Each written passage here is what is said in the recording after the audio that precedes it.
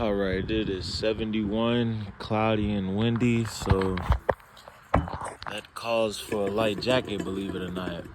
So, in this video, I want to talk about consistency and two forms of consistency that I believe I've came across.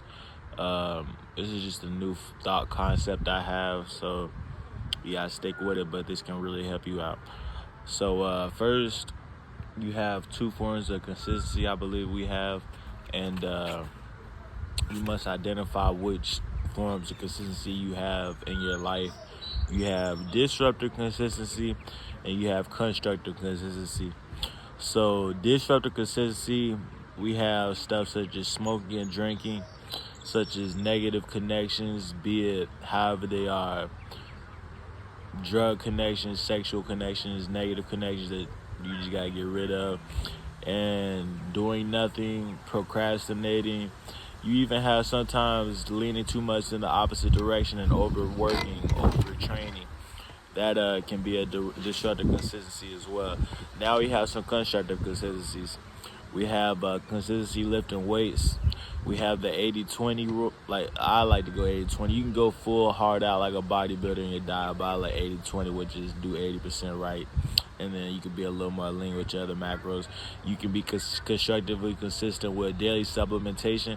You can be constructively consistent with getting consistent vitamins, minerals, and proteins. You can be constructively consistent with developing your fasting. And that's something I see a lot. That's so sad to see people not consistent with fasting and getting that starting fasting at an older age. They're not even able to do it without getting headaches, without suffering. So some people can't do it without do it at all. So you must be constructive with fasting, consistent with fasting, and being consistent with therapy, being consistent with seeking medical treatment if need be. That's a way to get yourself out of a rut.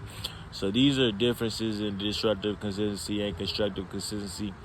So you can tell these are true by simply having two figures in this model I'm about to use. We can have two figures, start them off the exact same, and depending on how many disruptive consistencies and constructive consistencies they pick up, each of them pick up, that can explain how our model turns out and where they end. So now choose what their disruptive consistencies patterns and constructive consistency patterns look like, and then you match that with time.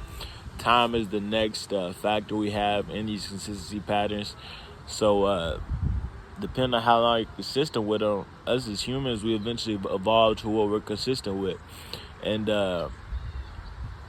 evolution happens on micro factors as well as major factors, major scales. And micro scales can be wrinkles, can be changes in appearance, can be weight gain, can be bloating, can be eyes looking different, it can be hair looking different. So time can be a major factor. So you just got to really think how you want to be on these consistent patterns, and how many disruptive consistency patterns would you like to keep up for an extended amount of time. Would you like to be overly eating for a consistent amount of time? Would you like to be smoking for a consistent amount of time? It's not something we would want to be doing. A lot of us wish we was fasting. Like, the best time to start lifting weights is, heck, 2, 3, 5 years ago. And a lot of us wish we were consistent with that. And if you could just like see an image of yourself being consistent with a lot of constructive consistency patterns, that should be enough pain in yourself alone to motivate you to head in the right direction. So with this time factor we have, where you end up, what is when the disruptive consistency patterns outweigh the constructive consistency patterns, you'll eventually be stuck in a rock and a hard place, where you must now treat whatever happened, which is your shorter consistency patterns, or you face could be a mortal consequence. You could face a real consequence with that. So it's either treatment or consequence. That's the rock and the hard place. And then the same thing goes for constructive consistency. Constructive consistency. Say that 5 times. So the same thing goes for constructive consistency. Preparation meets opportunity with constructive consistency.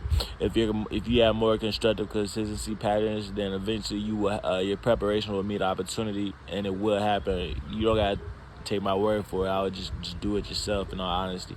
And if you adapt that pattern yourself, you will adapt that belief, that preparation will meet opportunity, and you'll be ready for it. So this is just a video. Today is, I think, Monday. I don't know. I'm pretty sure it's Monday. Have a blessed Monday. Let's get to work this week. And I know it's Monday, but let's get to work this week and let's strive for greatness. Let's work.